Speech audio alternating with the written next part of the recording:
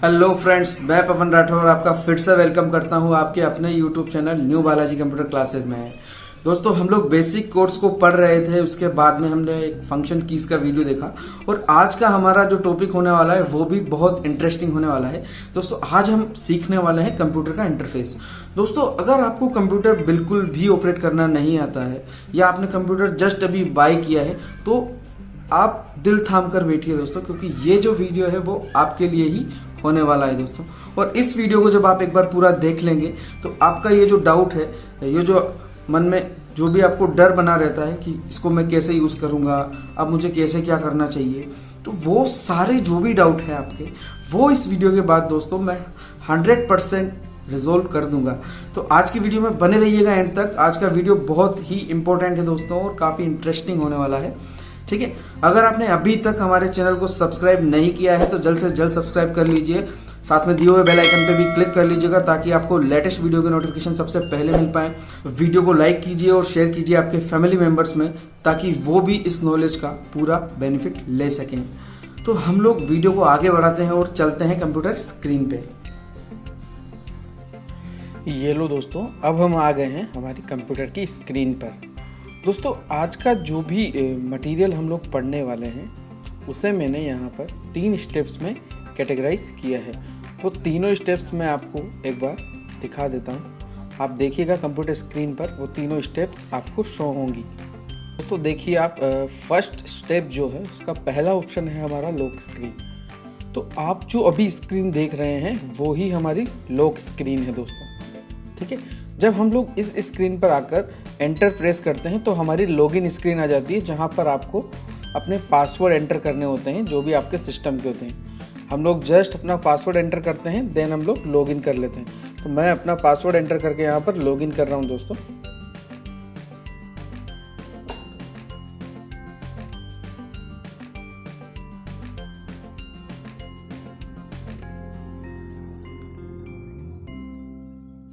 ये मैंने अपना अकाउंट लॉगिन कर लिया है और अब मैं आ चुका हूं दोस्तों हमारी फर्स्ट स्टेप के तीसरे ऑप्शन यानी कि डेस्कटॉप पर। दोस्तों, डेस्कटॉप आपके कंप्यूटर का एक बहुत ही इम्पोर्टेंट पार्ट हम बोल सकते हैं। क्यों? क्योंकि जिस तरीके से आप अपनी डेस्क पर, जहाँ पर आप स्टडी करते हैं, अपनी सारी ज़रूरत की चीज़ें एक ही जगह पर रख कर रखते हैं, उसी तरीके से कंप्यूटर में जो भी हमारे ज़रूरी प्रोग्राम्स होते हैं उनको हम लोग इस तरीके से एक ही जगह पर अरेंज करके रखते हैं। और जब भी हम लोग सिस्टम स्टार्ट करते हैं तो हम जब डेस्कटॉप पे होते हैं तो वहाँ से हम सभी प्रोग्राम्स को इजीली एक्सेस कर पाते हैं दोस्तों। तो ये हमारा डेस्कटॉप जो है इसीलिए इम्पोर्टेंट होता है दोस्तों। अब हम लोग आगे बढ़ते हैं और हम लोग देखते हैं डेस्कटॉप का राइट क्लिक। दोस्तों, डेस्कटॉप के राइट क्लिक पर यूँ तो काफ़ी सारे ऑप्शन होते हैं। मैं एक बार ब्रीफ आपको कर देता हूँ कि कौन कौन से ऑप्शन हमारे लिए इम्पोर्टेंट हैं। ये देखिए दोस्तों, मैं राइट क्लिक कर रहा हूँ। ये आप देखिए यहाँ पर फर्स्ट ऑप्शन है view, second sort by, third refresh. ये हमारे काम के हैं। साथ में एक अंडू और रीडू वाला ऑप्शन अपने काम का रहेगा और एक न्यू, और लास्ट रहेगा हमारा पर्सनलाइज। ये सारे ऑप्शन मैं आपको एक बार ब्रीफ कर देता हूँ। दोस्तों, जब हम लोग व्यू पर कर्सर को ले जाकर रोकते हैं तो ये राइट साइड में एक और पैनल ओपन कर देता है, जहाँ पर हमारे पास ऑप्शन होते हैं लार्ज आइकन्स, मीडियम आइकन्स और स्मॉल आइकन के। तो जो लार्ज आइकन होते हैं वो आपका जो ये वाला जो आइकन एरिया है, इसमें जो आइकन की साइज है ना उसी को इंक्रीज करता है। देखिए, ठीक है, फिर से मैं इसको स्मॉल कर देता हूँ। तो इस तरीके से आप राइट क्लिक करके अपने सिस्टम के जो डेस्कटॉप पे है आइकन्स होते हैं उनकी साइज रिसाइज कर सकते हैं आप। सेकंड हम लोग देख लेते हैं सॉर्टिंग। दोस्तों, आप सभी ने, मैं कंसिडर करता हूँ कि सॉर्टिंग के बारे में सुना होगा। डेटा को या तो बढ़ते हुए क्रम में या घटते हुए क्रम में जमाना सॉर्टिंग कहलाता है। तो वो सॉर्टिंग हमारी स्टडी में काम आती है और यहाँ पर ये जो सॉर्टिंग है ये हमारे इन्हीं आइकन्स को सॉर्ट करने के लिए काम में आती है दोस्तों। देखिए, अगर हम लोग अपना जो डेस्कटॉप आइकन्स हैं वो आइटम वाइज या साइज वाइज सॉर्ट करना चाहते हैं तो इसको जस्ट सेलेक्ट कर लेंगे और ओके कर देंगे। आप देखिए, ये साइज वाइज अभी सेलेक्ट हो गया है। जिसकी साइज सबसे ज़्यादा है या जिसकी साइज सबसे कम है उस अकॉर्डिंगली ये यहाँ पर सेट हो गया दोस्तों। तो इस तरीके से आप सॉर्टिंग को यूज़ कर सकते हैं। ठीक है, बाकी के 3 ऑप्शन आप अपने अकॉर्डिंग यूज़ करके देख लीजिएगा, इनका अपना अपना इंपॉर्टेंस है। अब मैं आपको वापस से इसकी साइज की सॉर्टिंग हटा देता हूँ और नॉर्मल कर देता हूँ। ठीक है दोस्तों, अब हम लोग अपना नेक्स्ट ऑप्शन देखते हैं यहाँ पर, जो है रिफ्रेश का। दोस्तों जब भी आप अपने कंप्यूटर को लॉगिन करके डेस्कटॉप पर आते हैं तो कुछ प्रोसेस ऐसे होते हैं जो स्टार्टअप में होते हैं। दैट मीन्स कि आपका सिस्टम जो है वो प्रिपेयर हो रहा होता है फंक्शन करने के लिए। तो उस टाइम पे अगर हमें कुछ काम जो है वो बहुत स्पीडली करना है या किसी काम को करने की जल्दी है, तो हम लोग अपने सिस्टम को बार बार इस तरीके से रिफ्रेश करवाते हैं। ठीक है, तो यही यूज़ है इस रिफ्रेश ऑप्शन का। ये जो स्टार्टअप प्रोसेस है उनकी स्पीड को थोड़ा सा बढ़ा देता है ताकि वो जल्दी से ख़त्म होकर के सिस्टम को रेडी कर दें। ठीक है दोस्तों, तो ये रिफ्रेश वाला ऑप्शन आपको याद रखना है। अब मैं आपको अंडू और रीडू वाला ऑप्शन, तो ये मेरी एक इमेज है, मैंने इसको कॉपी करके और वापस से इसकी एक और कॉपी बनानी है। तो ये मैं यहाँ से गया, इसको मैंने कॉपी किया या वापस से यहीं पे ले जाकर मैं इसको पेस्ट कर रहा हूँ। तो अब देखिए 2 इमेजेस हो गई हैं। अब मैं चाहता हूँ कि ये जो कॉपी मैंने की थी ये मुझसे गलती से होगी। दैट मीन्स कि मैं कॉपी करना नहीं चाह रहा था लेकिन फिर भी कॉपी हो गया। कंसिडर कर लेते हैं। तो मैं चाहता हूँ कि ये वापस से हट जाए। तो मैं क्या करूँगा दोस्तों, यहाँ से राइट क्लिक करूँगा और एक अंडू वाला ऑप्शन जो है Ctrl+Z या फिर अंडू, इसको क्लिक कर दूंगा। तो आप देखिए वो कॉपी जो है मेरी वो चली गई है। ठीक है, अगर हमें इसी कॉपी को वापस से लेकर आना है तो अब की बार हमें इसको कॉपी करके पेस्ट करने की ज़रूरत नहीं है। हम राइट क्लिक करेंगे और यहाँ से रीडू कर लेंगे, जिसका शॉर्टकट होता है Ctrl+Y। तो इस तरीके से आप अपनी फाइल्स, फोल्डर्स, मूवीज़, इमेजेस को कॉपी कर सकते हैं, पेस्ट कर सकते हैं और अंडू और रीडू को भी यूज़ कर सकते हैं। दोस्तों इस चीज़ को आपको याद रखना है। मैं वापस से Ctrl+Z से इसे हटा देता हूँ। ठीक है, नेक्स्ट अपना ऑप्शन हम लोग यहाँ पर देखते हैं न्यू पर। दोस्तों न्यू ही पता लग रहा है, कोई भी अगर हमें नया क्रिएशन करना है तो वो न्यू पर जाकर हम लोग कर सकते हैं। आपको जस्ट अपने माउस से राइट क्लिक करना है और न्यू पर चले जाना है। न्यू पर जाते ही ये ऑप्शन देगा, आप एक फोल्डर क्रिएट कर सकते हैं, आप एक बिटमैप इमेज क्रिएट कर सकते हैं, आप एक MS वर्ड का डॉक्यूमेंट क्रिएट कर सकते हैं, पावरपॉइंट प्रेजेंटेशन क्रिएट कर सकते हैं, एक्सेल क्रिएट कर सकते हैं, टेक्स्ट डॉक्यूमेंट बना सकते हैं। इस तरीके से आप फाइल्स और फोल्डर्स यहाँ न्यू की हेल्प से क्रिएट कर सकते हैं। तो ये भी आपको याद रखना है। डिस्प्ले सेटिंग्स जो है वो ओनली आपकी डिस्प्ले की सेटिंग्स के लिए रहेगा। अगर इसको आप ना ही छेड़ें तो वो ज़्यादा बेटर रहेगा आपके लिए। और अगर फिर भी अगर आप चाहते हैं कि डिस्प्ले सेटिंग्स आपको पूरा डिटेल में पता हो तो आप मुझे कमेंट कर दीजिएगा, मैं आपको इसके बारे में डिटेल में समझा दूंगा अपने किसी नेक्स्ट वीडियो में। हम लोग अब लास्ट चलते हैं पर्सनलाइज। ये अपने आप में बहुत इंपॉर्टेंट ऑप्शन है दोस्तों। इसको बिल्कुल आराम से इस पर क्लिक कर देता हूँ और चलते हैं हम लोग पर्सनलाइज पे। दोस्तों ये जो स्क्रीन आपके सामने आई है ये हमारी पर्सनलाइज स्क्रीन है। ये हम लोग जो अभी काम कर रहे हैं वो विंडोज़ 10 है और विंडोज़ 10 का भी प्रो वर्जन है। तो ये मेरा जो विंडो है अभी ये फुल्ली एक्टिवेटेड है। अगर आपका सिस्टम एक्टिवेटेड विंडो के साथ नहीं है तो हो सकता है ये वाले ऑप्शंस आपके इनेबल ना हो। तो अगर आपके ये इनेबल नहीं होते हैं दोस्तों, दैट मीन्स कि आपको अपना विंडो पहले एक्टिवेट करना होगा। ठीक है, तो आप पहले अपना एक लाइसेंस विंडो इंस्टॉल कीजिएगा, उसके बाद ये ऑप्शंस आपके लिए यूजेबल रहेंगे। तो यहाँ पर क्या क्या ऑप्शंस हैं, ठीक है, पहला हमारा आता है बैकग्राउंड। आप अपने डेस्कटॉप का बैकग्राउंड यहाँ से भी दोस्तों चेंज कर सकते हैं। ठीक है, एक तरीका मैं और बताऊँगा आपको लास्ट में बैकग्राउंड किस तरीके से चेंज करते हैं। ठीक है, तो यहाँ से आप देखिए, आप सॉलिड कलर भी आप अपने बैकग्राउंड को दे सकते हैं, स्लाइड शो भी अपने बैकग्राउंड पे लगा सकते हैं। तो जो भी आपको ऑप्शन अच्छा लगता है वो आप यूज़ कीजिए। यहाँ से आप ब्राउज पे क्लिक करके अपने सिस्टम में पड़ी हुई किसी इमेज को भी अपने डेस्कटॉप के बैकग्राउंड पे यूज़ कर सकते हैं। और बैकग्राउंड जो है वो बैकग्राउंड पे किस तरीके से लगेगा उसका फॉर्मेट आप यहाँ से डिसाइड कर सकते हैं। आप चाहें तो उसे फिट कर सकते हैं, फिल कर सकते हैं, स्ट्रेच कर सकते हैं, टाइल कर सकते हैं, सेंटर कर सकते हैं, स्पान भी कर सकते हैं। तो हम लोग बढ़ते हैं नेक्स्ट ऑप्शन की तरफ, कलर्स। दोस्तों ये जो ऊपर जो कलर है ये अगर आप चेंज करना चाहते हैं, एक तो टाइटल बार का और एक हमारी टास्क बार का, तो आप यहाँ से उसे सेलेक्ट कर सकते हैं। देखो आप देखिएगा ये कलर चेंज होता जा रहा है, जैसे जैसे मैं क्लिक कर रहा हूँ ये कलर को चेंज करता जा रहा है हमारा। देखिए ये मैंने ग्रे कर दिया तो अभी ग्रे हो गया। तो इस तरीके से आप इसको यूज़ कर सकते हैं। अगर ट्रांसपेरेंसी इफेक्ट आपको यहाँ पर जो ट्रांसपेरेंसी दिख रहा है ये अगर आपको हटाना है तो यहाँ से क्लोज कर दीजिए, ट्रांसपेरेंसी इसकी ख़त्म हो जाएगी। ठीक है, show accent colour on the following surfaces. Taskbar, start bar और एक्शन सेंटर पे आपको ये कलर शो होगा, साथ ही टाइटल बार्स पे भी। अगर आप इस टाइटल बार को हटाते हैं तो ऊपर से कलर हट जाएगा। अभी देखिएगा ये चला गया कलर, और मैं इस पर क्लिक करता हूँ तो वापस से आ जाएगा। इसी तरीके से स्टार्ट बार और टास्क बार से अगर हटाना चाहते हैं तो यहाँ से भी चला जाएगा, नॉर्मल हो गई है दोस्तों। और अगर मैं अप्लाई करता हूँ तो ये ग्रेइश हो जाएगी। ठीक है, choose the default app mode, आप लाइट भी कर सकते हैं और डार्क भी कर सकते हैं दोस्तों। ये मैंने डार्क किया तो ये इस तरीके से डार्क स्क्रीन में आ गया, और अगर मैं लाइट सेलेक्ट करता हूँ तो हमारा लाइट स्क्रीन में आ जाएगा। तो ये सारे ऑप्शन हमें मिलते हैं कलर्स टैब में। अगर आपको कोई भी चेंजेस अपनी लॉक स्क्रीन जो हमने स्टार्टिंग में देखी थी वहाँ पे करने हैं तो उसके सारे ऑप्शंस यहाँ पर अवेलेबल हैं। आप एक बार इत्मीनान से इन्हें चेक कीजिएगा। अगर फिर भी कोई भी डाउट आपको रहता है तो आप मुझे कमेंट सेक्शन में बताइएगा, मैं आपकी डेफिनेटली हेल्प करूँगा। हम लोग चलते हैं थीम्स में। दोस्तों यूँ तो है वो आपके सिस्टम पे हमेशा अप्लाई रहेगी, ठीक है, लेकिन फिर भी अगर आप चाहते हैं तो आप अपनी वेबसाइट्स के थ्रू काफ़ी सारी अट्रैक्टिव थीम्स को डाउनलोड करके यहाँ पर इंपोर्ट कर सकते हैं, और जो प्री डिफाइंस हैं उनमें से भी किसी को यूज़ कर सकते हैं। इस थीम्स ऑप्शन पे आने का जो मेरा मकसद है वो थोड़ा सा अलग है। मैं आपको यहाँ पर बताने के लिए लेकर आया हूँ कि डेस्कटॉप आइकन्स हम लोग कैसे लेकर आएंगे।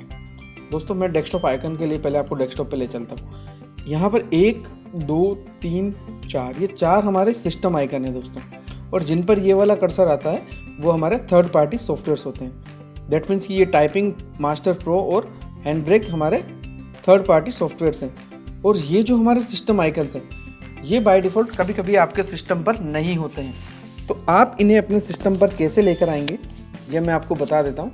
आपको कुछ नहीं करना है, राइट क्लिक करके पर्सनलाइज पे जाना है, जो कि हम जा चुके हैं। मैं डायरेक्टली आपको वहीं ले चलता हूँ, और यहाँ पर डेस्कटॉप आइकन पे चलना है जो कि थीम के अंदर अवेलेबल होते हैं। और यहाँ से इनको जब आप चेक कर देंगे, चेक करने के बाद अप्लाई कर देंगे तो ये आपकी स्क्रीन पर चले जाएंगे। मैं एक बार हटाकर इनको आपको दिखाता हूँ, फिर हम लोग इसको वापस से चेक कर लेंगे। ओके कर देता हूँ और स्क्रीन पे चल, देखिए सारे आइकन चले गए हैं। अब अगर हमें ये आइकन वापस लेकर आने हैं तो हम लोग यहाँ पर जाएंगे, डेस्कटॉप आइकन्स पे क्लिक करेंगे। 1 2 3 4 5, चाहे तो 5 हो, चाहे तो जो भी हमें चाहिए वो हम ले सकते हैं। अप्लाई, ये हमारे आइकन्स डिस्प्ले हो गए हैं दोस्तों। नेक्स्ट हम लोग जो समझने वाले हैं दोस्तों वो भी अपने आप में काफ़ी इम्पोर्टेंट है, और वो हमारी आती है टास्क बार। दोस्तों नीचे ये जो ब्लैक कलर की स्ट्रिप होती है इसे ही टास्क बार बोलते हैं, ठीक है।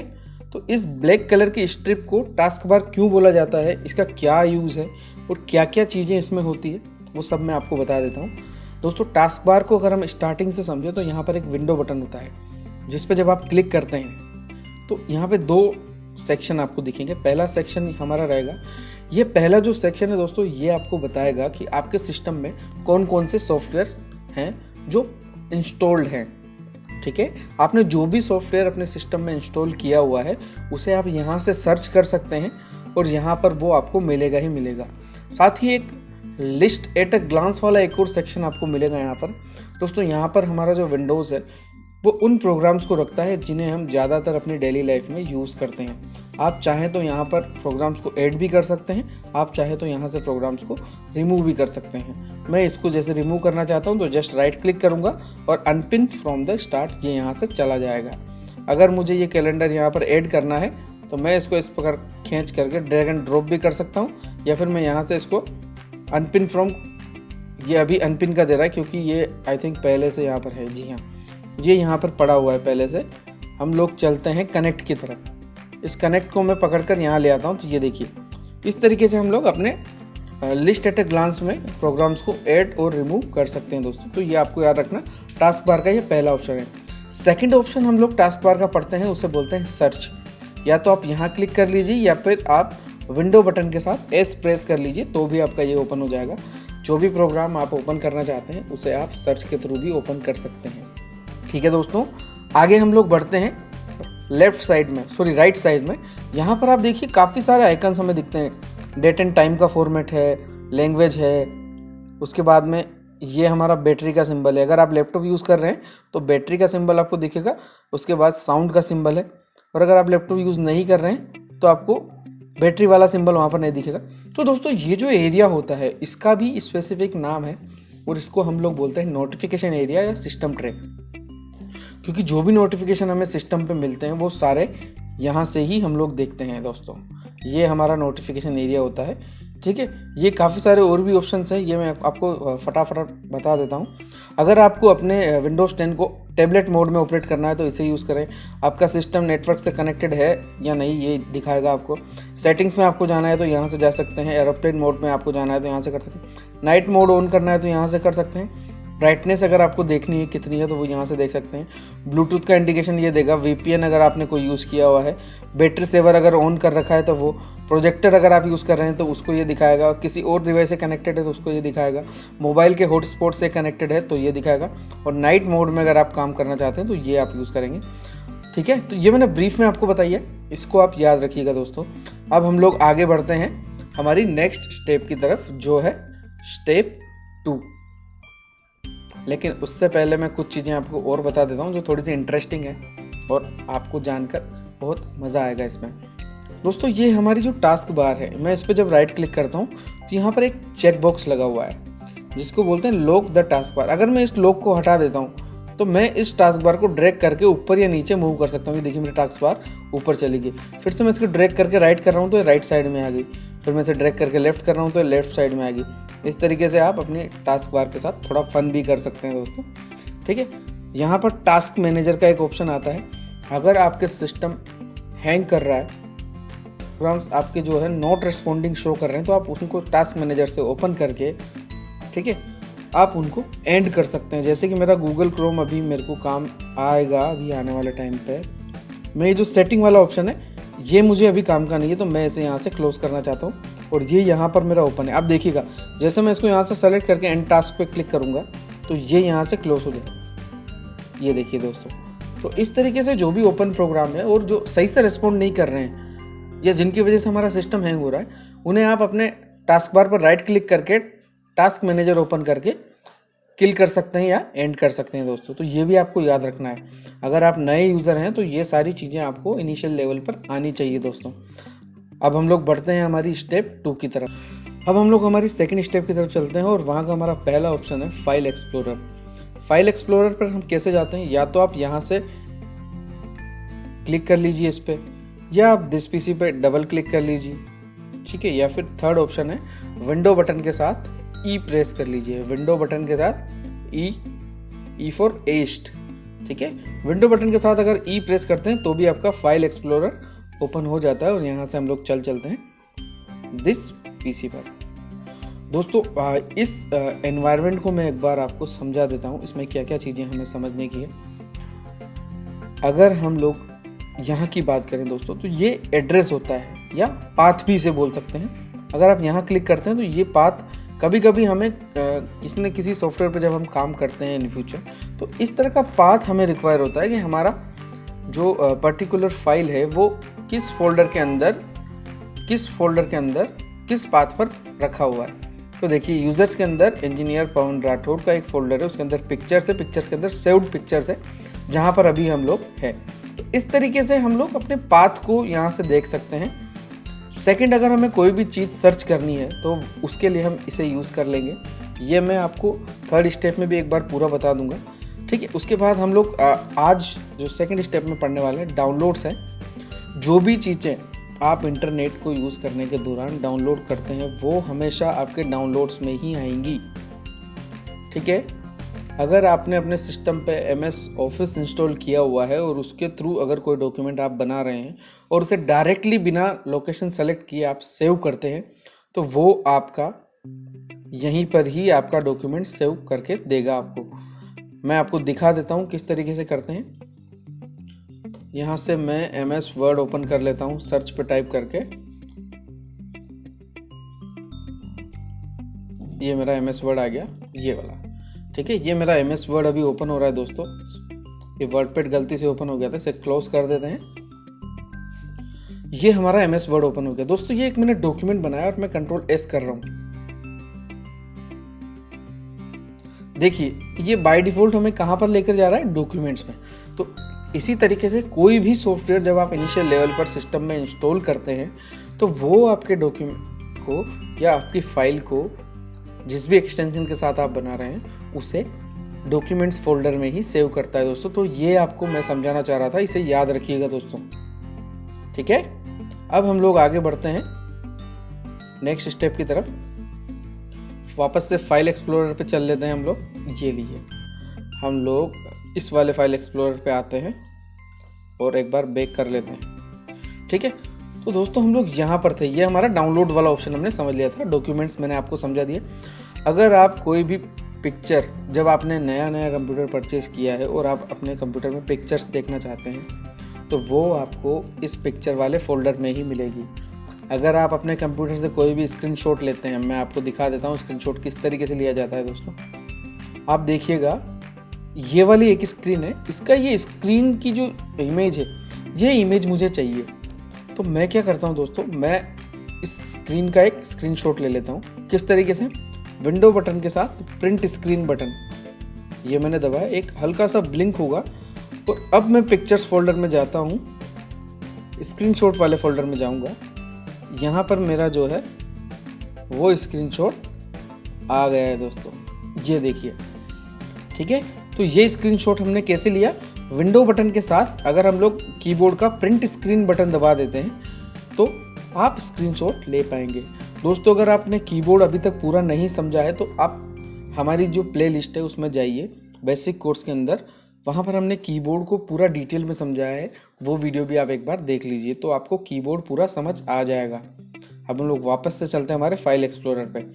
तो हमने आप अभी क्या समझा कि पिक्चर्स फोल्डर में या तो कंप्यूटर में जो पहले से इमेजेस होती हैं वो आपको मिलेंगी, या फिर आप अगर प्रिंट स्क्रीन के थ्रू कोई स्क्रीनशॉट लेते हैं विंडो के साथ प्रिंट स्क्रीन दबाकर, तो वो आपको स्क्रीनशॉट फोल्डर के अंदर पिक्चर्स वाले फोल्डर में ही मिलेगा। अगला हम लोग देखते हैं वीडियोस। अगर आप कोई भी वीडियो बनाते हैं, उसको कंप्रेस करते हैं या उसकी साइज़ को इंक्रीज डिक्रीज करते हैं और उसके बाद सेव करते हैं, तो वो बाय डिफ़ॉल्ट आपको यहाँ पर देखिएगा, यही सारी चीज़ें यहाँ पर भी शो होती हैं दोस्तों। ये क्विक एक्सेस वाला मेन्यू है और ये हमारा दिस पीसी वाला मेन्यू है। तो दिस पीसी पे जब हम क्लिक करेंगे तो ये सारी चीज़ें वहाँ पर भी आपको मिलेंगी। ठीक है, तो वीडियोस के अंदर आपके सारे वीडियोस जो पहले से विंडो आपको देता है वो शो करेगा। ठीक है, अभी मैंने यहाँ पर कोई भी वीडियो नहीं रखा हुआ है। अगर आप विंडोज़ 7 यूज़ करते हैं और इंस्टॉल किया है आपने विंडोज़ 7 अल्टीमेट, तो वहाँ पर आपको वीडियोस मिलते हैं कुछ जो विंडोज़ की तरफ से ही आपको मिलते हैं। तो ये सारी चीज़ें। तो नेक्स्ट हम लोग पढ़ने वाले हैं टास्क मैनेजर। दोस्तों टास्क मैनेजर मैं यहाँ से आपको एक बार पहले स्टेप 1 में ही समझा चुका हूँ, क्योंकि वो टास्क बार के साथ ही हो जाता है। तो ये हमने वहाँ पर कंप्लीट कर लिया है।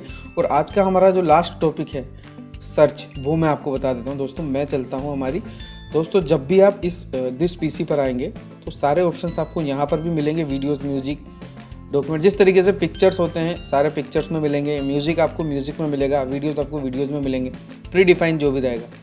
उसी तरीके से ये हमारे कंप्यूटर के ड्राइव होते हैं। हो सकता है आपके कंप्यूटर पे 2 ही ड्राइव हो दोस्तों, एक सी ड्राइव होगा और एक डी ड्राइव होगा। सी ड्राइव को आपको कभी भी नहीं छेड़ना है, यहाँ पे आपका ऑपरेटिंग सिस्टम इंस्टॉल्ड होता है और ये हमारा प्राइमरी पार्टीशन होता है मेमोरी का।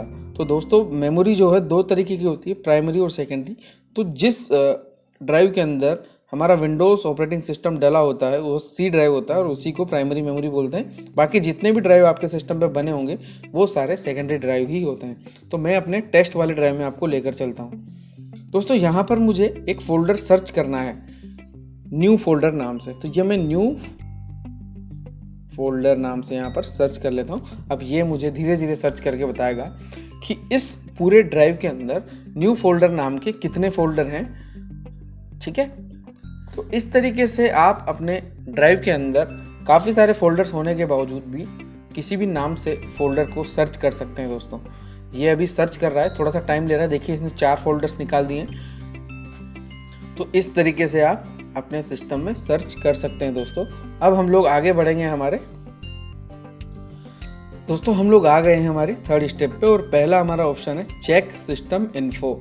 सिस्टम इन्फो वहाँ पर लिखा हुआ है बाय डिफ़ॉल्ट, लेकिन मैं जो आपको बता रहा हूँ ये मैंने जो बनाया था वो इसीलिए बनाया था कि अगर आपसे कोई भी बंदा, जब आपने नया कंप्यूटर परचेज़ किया है या आपके पास पहले से कंप्यूटर है, तो आपका कोई फ्रेंड, रिलेटिव या कलीग आपसे पूछता है कि आपके पास जो कंप्यूटर है उसके कॉन्फ़िगरेशंस क्या हैं, तो आपको ये चीज़ें पता होनी चाहिए। अगर आपको अभी तक कॉन्फ़िगरेशन चेक करना नहीं आता था तो अब मैं आपको बता देता हूँ, आपको कुछ नहीं करना है। ये कोई बहुत बड़ा रॉकेट साइंस नहीं है।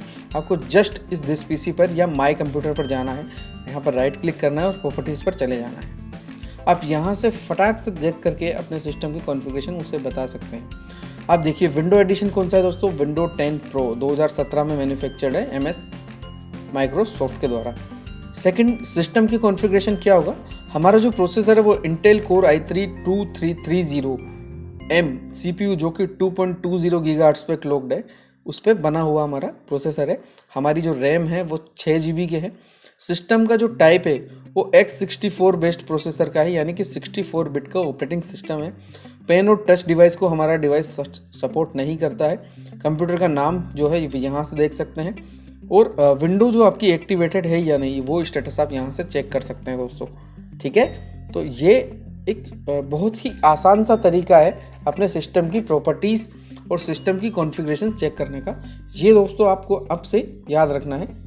दूसरा क्वेश्चन जो आपको अपनी लाइफ में फेस करने को मिलेगा, कोई भी आपसे पूछ सकता है अगर आप किसी कंपनी में काम कर रहे हैं या कहीं कंपनी ज्वाइन करेंगे या कुछ टाइम से आप उस कंपनी में काम कर रहे हैं और कोई भी प्रॉब्लम आपके सिस्टम पे आ जाती है, क्योंकि दोस्तों कंपनी में जो होते हैं वो सर्वर्स से कनेक्टेड काफ़ी सारे पीसीज होते हैं, तो वो आपसे हमेशा पूछेंगे कि आपके सिस्टम का IP एड्रेस बताइए ताकि हम लोग उसको एक्सेस कर सकें और उसके इश्यूज़ को रिजोल्व कर सकें। तो IP एड्रेस करने का तरीका मैं आपको बता देता हूँ। आपको विंडो बटन के साथ R प्रेस करना है दोस्तों। विंडो बटन के साथ R प्रेस करने को हम लोग बोलते हैं रन कमांड, तो आप इसे लिख लीजिएगा। विंडो के साथ जब हम R प्रेस करते हैं तो ये रन कमांड हमारे सामने आ जाती है, और इसमें हमें टाइप करना है CMD जब हम टाइप करते हैं तो इसका मतलब होता है दोस्तों कमांड प्रॉम्प्ट। आप अपने सिस्टम से कमांड प्रॉम्प्ट ओपन कर रहे हैं, ये मैंने एंटर किया तो ये मेरे सामने कमांड प्रॉम्प्ट ओपन हो गई। अब एक छोटी सी कमांड है IP config। जब आप IP config लिखकर एंटर करेंगे तो आपको आपके सिस्टम का IP शो कर देगा। ये मेरे सिस्टम का IP जो अभी आ रहा है वो आ रहा है 169.254.89178। दोस्तों ये डमी IP है, ठीक है। ये आपका अलग भी हो सकता है और इसको आप इस तरीके से चेक कर सकते हैं। एक चीज़ मैं और आपको बताऊंगा, अगर आपका सिस्टम इंटरनेट से कनेक्टेड नहीं है तो आपके सिस्टम में कभी भी IP शो नहीं करेगा दोस्तों। ठीक है, तो हमेशा इस चीज़ को इंश्योर कर लें जब आप IP चेक कर रहे हो। अभी भी जब आप इस वीडियो को देख रहे हो और IP चेक कर रहे हैं तो आपको चेक कर लेना है कि आपके सिस्टम पे इंटरनेट कनेक्टेड है या नहीं। ठीक है, तो ये भी आपको याद रखना है दोस्तों। नेक्स्ट हम लोग जो आज समझने वाले हैं, आप अपने सिस्टम में काफ़ी सारे फोल्डर्स और फाइल्स क्रिएट कर सकते हैं। मैं आपको दिखा देता हूँ। जिस PC में हम लोग चलते हैं, ठीक है, यहाँ पर मैं टेस्ट के अंदर लेकर चलता हूँ आपको। एक फोल्डर मैंने बनाया हुआ है केशव शर्मा, यहाँ पर हम लोग चलते हैं। ठीक है, तो पहले मैं कुछ शॉर्ट कीज़ आपको बता देता हूँ जो भी हमारे थर्ड स्टेप में इंक्लूड है। दोस्तों अपने सिस्टम के ऊपर जो बेसिक ऑपरेशन है वो आपको आने चाहिए, क्योंकि आप अभी सिस्टम पे नए हैं, आपको कुछ ज़्यादा नॉलेज नहीं है सिस्टम की। तो 3 चीज़ें आपको आनी ही चाहिए और वो है कट, कॉपी और पेस्ट। मैं एक बार आपको बता देता हूँ ये तीनों चीज़ें होती क्या है दोस्तों। कट एक ऐसा एक फोल्डर को उठाकर किसी दूसरे फोल्डर में ले जाएगा। ठीक है, यानी कि हमने कोई चीज़ है जो एक जगह से उठाकर दूसरी जगह रख दी। मैं यहाँ पर आपको इसको करके दिखा देता हूँ। Ctrl+Shift+N से आप एक नया फोल्डर क्रिएट कर सकते हैं। आपको प्रेस करना होगा Ctrl+Shift+N। ठीक है, ये मैंने यहाँ पर 3 फोल्डर्स बना दिए दोस्तों। अब ये जो न्यू फोल्डर 2 है, मैं चाह रहा हूँ कि ये यहाँ से हट करके न्यू फोल्डर के अंदर ही चला जाए। तो मैं क्या करूँगा, यहाँ से इसको करूँगा राइट क्लिक करके कट, न्यू फोल्डर को ओपन करूँगा और यहाँ ले जाकर कर दूँगा मैं पेस्ट। ठीक है, तो ये क्या हुआ दोस्तों, हम लोग जब बाहर आए, देखिए ये हम लोग अंदर हैं केशव शर्मा फोल्डर के अंदर, न्यू फोल्डर के अंदर अब यहाँ से भी बाहर आ सकते हैं और यहाँ से भी बाहर आ सकते हैं। तो अभी वो हमारा जो न्यू फोल्डर 2 था वो न्यू फोल्डर के अंदर चला गया। दैट मीन्स वो यहाँ से कट हुआ और अंदर जाके हमने पेस्ट कर दिया। तो कट, कॉपी, पेस्ट, ये 3 कमांड दोस्तों आपको आनी ही चाहिए। इसका मैं शॉर्टकट भी आपको बता देता हूँ। कट का हमारा शॉर्टकट रहेगा Ctrl+X, कॉपी का हमारा शॉर्टकट रहेगा Ctrl+C, और इसी तरीके से हमारा पेस्ट का शॉर्टकट रहेगा Ctrl+V। तो अब देखिएगा दोस्तों, ये new folder, new Balaji computer classes वाला फोल्डर आपको दिख रहा है। मैं चाह रहा हूँ कि जो हमारा न्यू फोल्डर है ये यहाँ से कॉपी हो जाए, न्यू बालाजी कंप्यूटर क्लासेस के अंदर पेस्ट करते हैं हम लोग। तो अभी यहाँ पर न्यू फोल्डर रखा है, मैं यहाँ से दोस्तों इसको कर रहा हूँ कंट्रोल के साथ C यानी कि कॉपी, और यहाँ पर जाकर मैं इसको कर रहा हूँ कंट्रोल के साथ V यानी कि पेस्ट। तो आप देखिएगा ये अभी हमारा यहाँ पर आ चुका है, ठीक है, क्योंकि न्यू फोल्डर पहले से अंदर है तो वो इसको रिप्लेस कर दे रहा है वहाँ पर। मैं इसका नाम चेंज कर देता हूँ एक बार, इसको न्यू फोल्डर 1 कर देते हैं हम लोग, और इसके बाद कॉपी करके लेकर चलते हैं कंट्रोल C और कंट्रोल V। आप देखिए यहाँ पर ये आ चुका है। अब क्या हुआ दोस्तों, कॉपी में ये फोल्डर यहाँ बाहर भी है और अंदर भी है, यही डिफरेंस है कट और कॉपी में। कट में आप एक बार जब कट कर लेते हैं तो वो अपनी डेस्टिनेशन से हट जाएगा और नई डेस्टिनेशन पर चला जाएगा, और जबकि कॉपी में आप जब एक बार कॉपी करते हैं तो वो दोनों जगह पर रहेगा। तो ये चीज़ आपको ध्यान रखनी है। पेस्ट करने के लिए हम लोग जो शॉर्ट की यूज़ करते हैं दोस्तों वो कंट्रोल+V होती है। एक इम्पोर्टेंट, बहुत इंपॉर्टेंट शॉर्टकट है जो आपको याद रखना है दोस्तों। ऐसे तो आप यहाँ से राइट क्लिक करके यहाँ से रीनेम कर सकते हैं, लेकिन फिर भी आपको फास्ट काम करना है तो यहाँ पर आप अपनी फंक्शन की से F2 दबा दीजिए। अगर आपके पास लैपटॉप है और वहाँ पर फंक्शन की के साथ ही आपकी फंक्शन की काम करती है तो आप फंक्शन की के साथ F2 प्रेस कीजिए। अगर आपके पास एक्सटर्नल कीबोर्ड है तो आप डायरेक्टली F2 प्रेस कर दीजिए, आपका रीनेम वाला ऑप्शन इस तरीके से आपके सामने आ जाएगा। यहाँ से अब आप इसका नाम चेंज कर सकते हैं। मैं इसका नाम OTP रख देता हूँ, ठीक है, और एंटर हिट कर दो। तो बहुत सिंपल है दोस्तों, आप अपने फोल्डर्स को रीनेम कर सकते हैं, इसे याद रखिएगा। अब मैं आपको जो ऑप्शन बताने जा रहा हूँ दोस्तों वो आपके लिए बहुत यूज़फुल होगा और उसको सीखकर आपको बहुत ही अच्छा लगेगा। देखिए हम लोग क्या करने वाले हैं। हम लोग देखिए यहाँ पर 3 फोल्डर्स हैं, सॉरी 2 फोल्डर और एक फाइल है। पहले फोल्डर को मैं सेलेक्ट करता हूँ और इसकी हमें कभी कभी ज़रूरत भी पड़ती है, तो आपको कैसे ये करना है देखिएगा दोस्तों। ये फोल्डर मैंने सेलेक्ट किया। अब मैं चाहता हूँ कि इस फोल्डर के अंदर जो मेरा डेटा है वो थोड़ा सा इम्पोर्टेंट है और उसको मैं हाइड करना चाहता हूँ। तो इस फोल्डर को मैं यहाँ से हाइड करना चाहता हूँ, तो उसके लिए मुझे क्या करना होगा, मुझे जाना होगा व्यू पर, और व्यू पर जाने के बाद आप देखिएगा यहाँ पर एक ऑप्शन वाला ऑप्शन आएगा, ठीक है। ऑप्शन पे हम क्या करना है, change folder and search option, इस पर आपको क्लिक करना है। अब आपके सामने ये एक डायलॉग बॉक्स ओपन हो गया। इस डायलॉग बॉक्स ऑप्शन का नाम है फोल्डर ऑप्शन, और हमने क्या सेलेक्ट किया हुआ है दोस्तों, फोल्डर। इसमें अब व्यू पे हम लोग चलते हैं, और व्यू पे चलने के बाद यहाँ पर देखिए एक ऑप्शन आता है डोंट शो हिडन फाइल्स और एक आता है शो हिडन फाइल्स, ठीक है। तो ये ऑप्शन आपको दोस्तों याद रखना है। अभी हम लोग उस फोल्डर को करने वाले हैं हाइड। मैं इसको क्लोज कर देता हूँ, यहाँ से राइट क्लिक करता हूँ, प्रॉपर्टीज में चला जाता हूँ और मुझे जस्ट इस हिडन पे एक बार क्लिक कर देना है और अप्लाई कर देना है। Okay, apply. ये यहाँ पर 2 चीज़ें पूछ रहा है, apply changes to this folder, apply changes to this folder और sub folder and files. That means कि ये पूछ रहा है कि आप जो चेंजेस करना चाहते हैं वो इस फोल्डर पे ही अप्लाई हो या फिर इसके अंदर वाले सभी फोल्डर्स पे अप्लाई हो। तो मैंने सभी फोल्डर्स पे अप्लाई कर दिया। ओके, अब ये हमारा फोल्डर देखिए आप थोड़ा सा लाइट कलर में हमें दिखने लग गया है। अब हम इसको पूरा हाइड कैसे करेंगे, यहाँ पर जाएंगे, चेंज फाइल्स एंड फोल्डर पर जाएंगे, व्यू वाले टैब पर जाएंगे और यहाँ से हम लोग सेलेक्ट करेंगे do not show hidden files, और अप्लाई करते ही ये बूम हमारा फोल्डर यहाँ से गायब हो गया। अब अगर आप चाहते हैं कि ये फोल्डर वापस से दिख जाए तो आपको सिंपल सेम ही प्रोसेस करना है। चेंज फोल्डर आइकन पे जाना है, फिर व्यू पे जाना है और यहाँ से शो हिडन फाइल्स पे क्लिक करके अप्लाई कर देना है और ये हमारा फोल्डर आ गया। लेकिन ये अभी भी लाइट आ रहा है, तो इस पर राइट क्लिक करो, प्रॉपर्टीज़ में जाओ और ये हिडन वाला चेक बॉक्स आप हटा के अप्लाई कर दो। यहाँ से भी ओके कर दो, देन ओके। तो ये हमारा फोल्डर को हाइड और शो करने का मेथड था दोस्तों, ये भी आपको याद रखना है।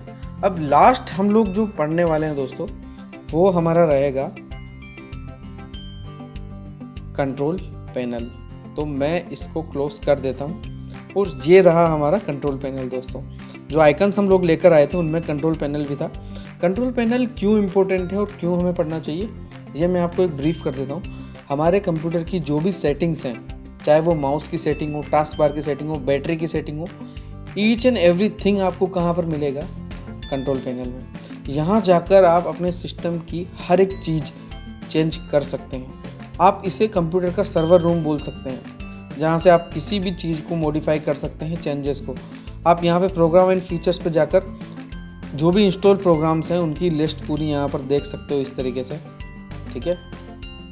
और डेट एंड टाइम को यहाँ से चेंज कर सकते हो, आप